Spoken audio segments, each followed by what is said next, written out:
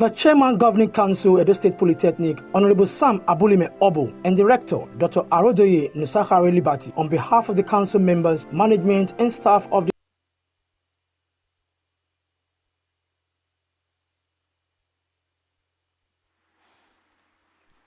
Good afternoon and thank you for joining us on BeeTv News Update at 3. My name is Temitope Oluwafemi. Now to the news in details. The Nigerian Maritime Administration and Safety Agency, in collaboration with the Nigeria's Port Authority and the Shippers Council, has reaffirmed its commitment to improving working conditions for dock workers across the state. The report. The event brought together key players in Nigeria's maritime industry, all focused on improving safety and working conditions for the nation's dock workers. Delivering the keynote address on behalf of the Minister of Marine and Blue Economy, the Director General of NIMASA, Dayo Muberiola, emphasized the essential role of dock workers, describing them as the first link to the country's trade and logistics chain and a driving force of the blue economy. The President General of the Maritime Workers Union of Nigeria, Francis Bunu, expressed appreciation to the Minister of Marine and Blue Economy and the agencies under the ministry, particularly NIMASA, for their ongoing efforts to improve the welfare of dock workers. It's a fault guarantees every ship coming at Nigerian shores, every ship coming at Nigerian ports will be confident and comfortable to operate within the Nigerian channels. The issue of occupational safety and health as a fundamental principle and right at work highlights the importance of preventing dock worker accidents through strict adherence. Also speaking at the event, the representative of the Minister of Labour and Employment urged stakeholders to uphold international labour standards by ensuring fair play, safe working conditions, and continuous training for dock workers. The Dock Workers' Day celebration serves as a reminder of the crucial, often risky work performed by these men and women. Zainab Mohammed reporting for BeeTv News.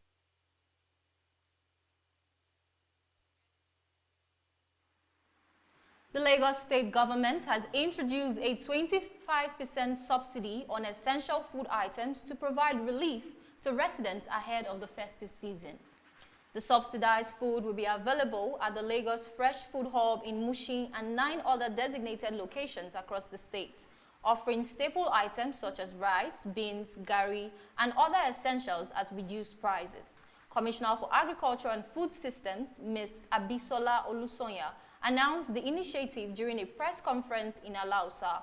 She also unveiled the second phase of the Ojunde June Farmer Subsidy Program, designed to tackle rising production costs by providing direct financial support to farmers. Feed, on fish feed, on fertilizers.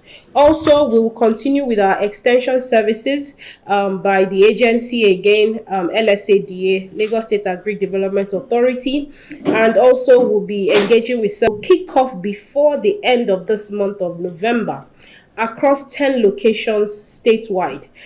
As with the first phase, participation will be restricted to recognized and registered farmers. In Abuja, Ambassador Adamu told the board that his team held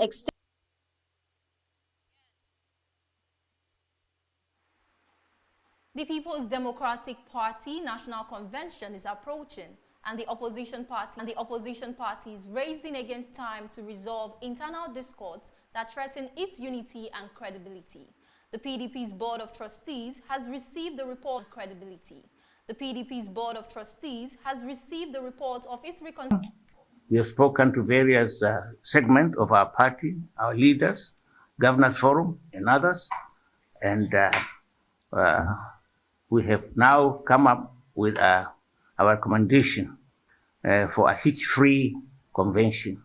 We sat to deliberate on all the findings from the discussions we had with the various parties. And we came up with some observations and recommendations. We are very democratic in whatever we are doing, so that those who are kicking against certain things, maybe at the fullness of time, we'll all come back together received with relief and applause by the board, a sign that the party may finally be ready to move past months of bickering and suspicion. Board Chairman Senator Adolphus Nduwe Wabara described the report as a turning point, noting that for once, the committee produced no minority report or dissenting voices, just one message: reconciliation is no longer optional, it is survival. The PDP convention on November 15th and 16th now looms as a major test. Can the party finally bury its divisions and present a united front, or will old wounds resurface to haunt its comeback plans ahead of 2027? For now, For years, residents of Odimodi, Okontu, and Ogulag have struggled with deplorable road that has changed with the completion of the 12.1-kilometer road linking the three riverine community. Governor Sheriff Oboriwori, upon arrival to inaugurate the project, was greeted by jubilant residents. For the people, Excellency, you have done very, very well. Ogula people are very happy. Ogula Kingdom people are happy. Odumodi is happy because we know that this is only the beginning of good things that will come to our kingdom. We shall retaliate in votes. We are happy seeing you doing all these things for us. We are happy. Burutu local government headquarters, which is Burutu town, is the only local government headquarters you cannot access by road. His administration's resolve to ensure balanced infrastructural development across Delta states, no matter the terrain, is unwavering as he pledges to do more. You know, to construct road in the River Rhine, because the River Rhine is always very difficult. 12-kilometer road is a huge project in the River Rhine. Like I have said, I will continue to make sure that the River Rhine get their fair share. Today's commissioning is another significant progress in administration drive to upgrade road infrastructure and living conditions in the riverine communities. That is to show that in spite of the barrier largely posed by the terrain, it never posed as a threat to you showing love to your people. With this inauguration, the Delta State Governor says he remains committed to bridging infrastructural gaps and ensuring that even the most remote river communities share in the dividends of democracy. Temitope Oluwafemi reporting for BeeTv News. The Coordinating Minister of Health and Social Welfare, Professor Mohammed Pate, has launched 3 initiatives by the National Agency for Food and Drug Administration and Control, NAFDAC, to improve the health of women and children across Nigeria. Professor Pate unveiled the Maternal, Newborn and Child Health and Nutrition Initiative, the NAFDAC Office. First initiative, the NAFDAC Office of Women and Children's Health that comes along with that. And of course, the National Action Plan on Prevention, Detection, and Response to Substandard and Falsified Medical Products, which our Honorable Minister fully endorsed. Our medicines are generally safe, but we cannot relent. The virus of complacency cannot come to us because a few bad actors. So it is with great pride and a deep sense of responsibility that I join you here to launch these initiatives by NAFDAC, led by the DG and of course its council. These initiatives represent our own unwavering commitment to improving the health and well-being of women, children, and families across Nigeria while safeguarding the integrity of our healthcare system. Everyone knows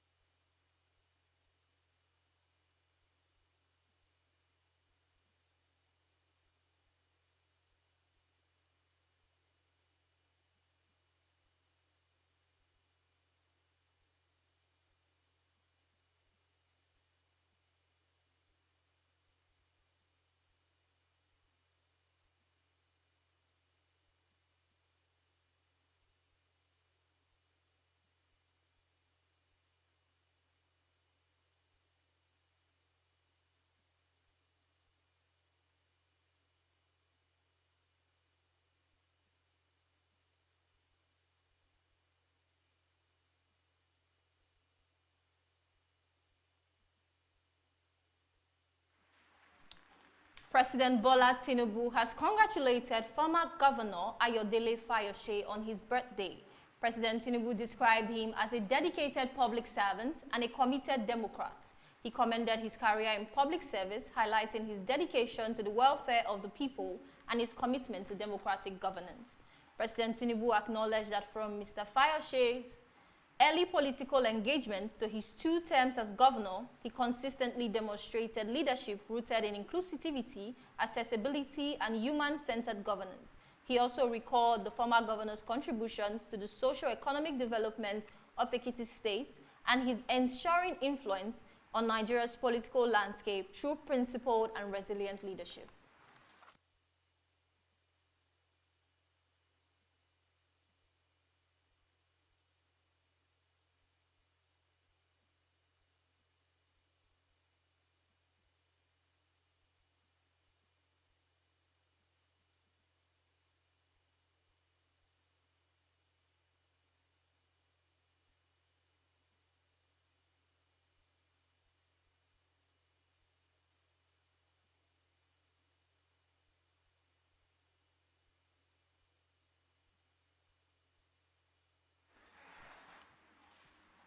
Party leaders of the Progressive Congress in East Senatorial District has expressed support for the senator representing the district, Gbenga Daniel, describing his purported suspension by the party in the state as fake and unconstitutional. Leaders of all wards across the 9 local government areas in the district, speaking at a World Press Conference addressed by an aide to the senator, said the alleged suspension was an attempt to prevent Gbenga Daniel from returning to the Senate in 2027. They insisted it was unethical and illogical to announce a suspension without any allegations or official communication.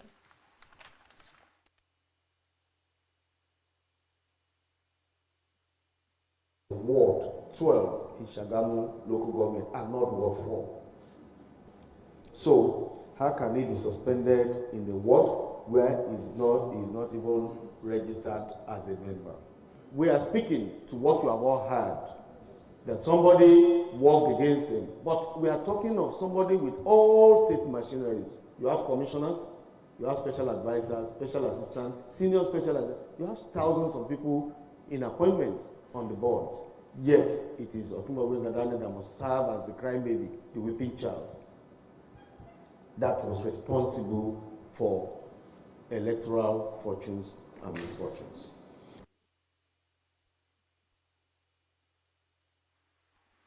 We'll be going on a short break. Do stay with us. The Chairman Governing Council, Edo State Polytechnic, Honorable Sam Abulime Obo, and Director, Dr. Arodoye Nusahare Liberty, on behalf of the council members, management, and staff of the institution, heartily congratulates the working governor of Edo State, His Excellency Senator Monday Okpebolo Akpakomiza, and his deputy, Right Honorable Dennis Idahosa, on the occasion of your 1 year in office. Your administration has brought light to the darkness that has loomed the state in recent years. We at Edo State Polytechnic now have a new song to sing, because Akpako Rescue has indeed come to redeem us. Your giant strides in Edo State and Edo State Polytechnic in particular in the last 365 days is a testament of your commitment to repositioning the state in human capital and infrastructure. Congratulations once again to our working governor, Senator Monday Okpebolo Akpakomiza, and his deputy, Right Honorable Dennis Idahosa, to the rescue. Long live Edo State. Long live the Federal Republic of Nigeria.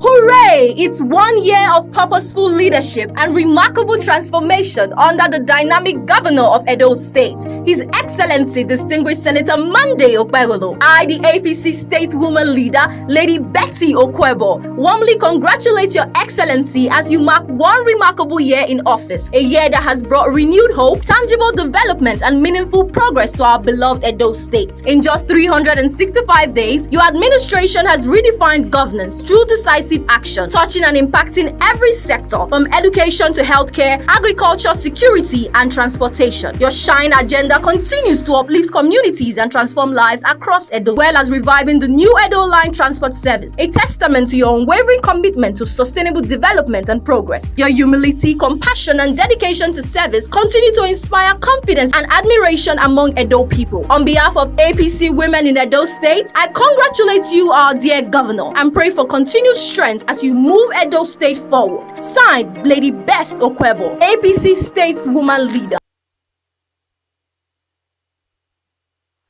Welcome back, and now to the business world.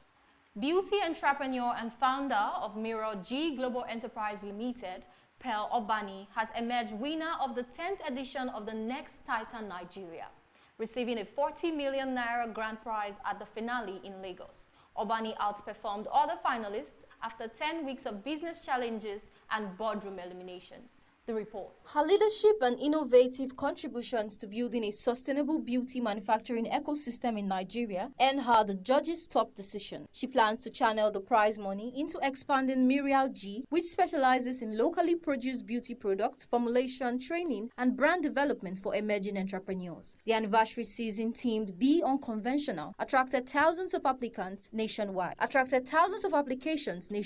with regional auditions held across Abuja, Port Harcourt, Enugu, Lagos, and via online submissions. The show was sponsored by Betano as title sponsor, with First City Monument Bank as platinum sponsor, and additional support from CFAX Group, Eric Air, Lifemate Furniture, Nikki Taros, and Nitda. The executive producer, Mide Akinlaja, said the partnership with Betano added renewed energy and innovation to the program as it celebrated a decade of discovering young Nigerian entrepreneurs. The program was produced by Bravo Point International. Jobberman links youth to opportunities in $4.7 billion creative economy. Jobberman has intensified efforts to connect young Nigerians to opportunities within the country's $4.7 billion creative economy, hosting its 2025 Creative Economy Career Fair in Lagos. The event, held at Daystar Christian Center and organized in partnership with the MasterCard Foundation, brought together more than 1,600 job seekers, employers, government officials, and industry leaders. The fair featured masterclasses, panel discussions, fireside chats, and on-the-spot interviews aimed at bridging the talent gap in the creative sector. Jobberman stated that the initiative is part of its mission to provide young people with access to jobs, mentorship, and skills essential for growth in creative industries.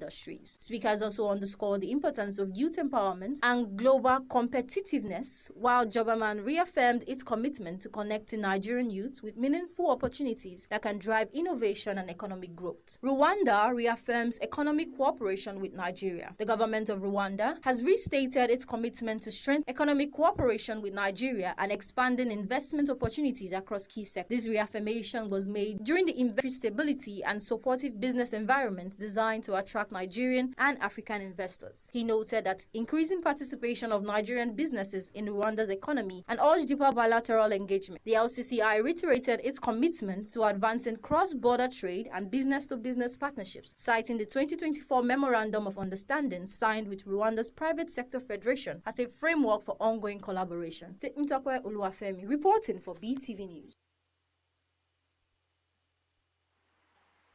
The U.S. Justice Department is filing a lawsuit against California over new congressional maps that voters approved in an election last week. The new maps favor Democrats and aim to cancel out gains made by Republicans through recently approved the redistricting bill known as Proposition 50, giving Democrats an advantage in 5 new congressional districts. Bondi accused Newsom of attempting to entrench one-party rule and silence millions of Californians by pushing the new congressional district boundaries.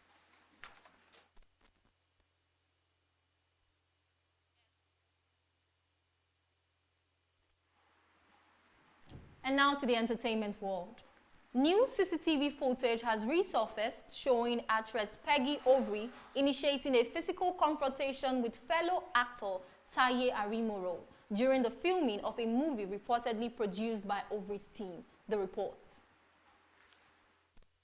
The incident, which occurred on set, has triggered widespread debate within the film industry. Arimoro previously alleged that he was prevented from leaving the location after his call time had ended. He claimed his car tires were deflated and that he sustained injuries to his lips and gum during the encounter. Ovry denied the allegation, stating that Arimoro refused to complete additional scenes and became aggressive towards crew members and her driver. She said her intervention was to protect her team from escalating conflict.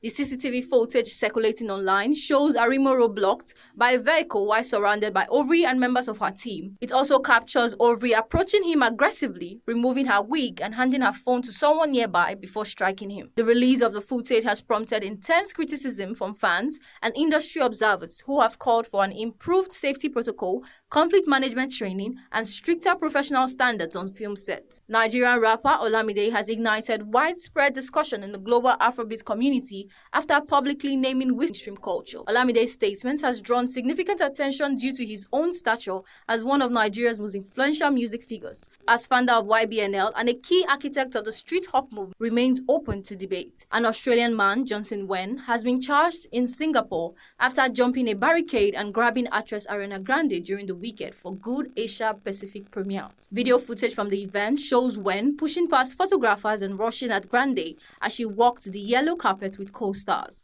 Actress Cynthia Erivo initial arrest, but he was later charged in court with being a public nuisance. Local reports indicate he intends to plead guilty. If convicted, he faces a fine of up to $2,000. This is not Wen's first disruption of a celebrity event. His social media history includes videos of him jumping on stage during concert by K-pop premiere, some waiting up to 8 hours. Grande appeared in a champagne pink sequin gown for BeeTv News. And now to the world of sports. Nigeria has booked their place in the CAF playoff final while driving 4-1 extra time victory over Gabon in Rabat on Thursday, setting up a showdown with the winner between DR Congo and Cameroon for a spot in the Intercontinental Playoff. The match had barely settled when Ako Adams capitalized on a poor back pass in the 78th minute to give the Super Eagles a 1-0 lead. Gabon responded late in regulation through Mario Lemina's deflected strike in the 89th minute, forcing extra time after a tense 1-1 full-time scoreline. Extra time saw Nigeria assert their dominance. Chidera Ejoke restored the lead in the 97th minute with a clinical finish from Wilfred Ndidi's setup. Victor Osimhen then stole the spotlight, scoring twice in the first half of extra time. His first, a brilliant angled strike in the 102nd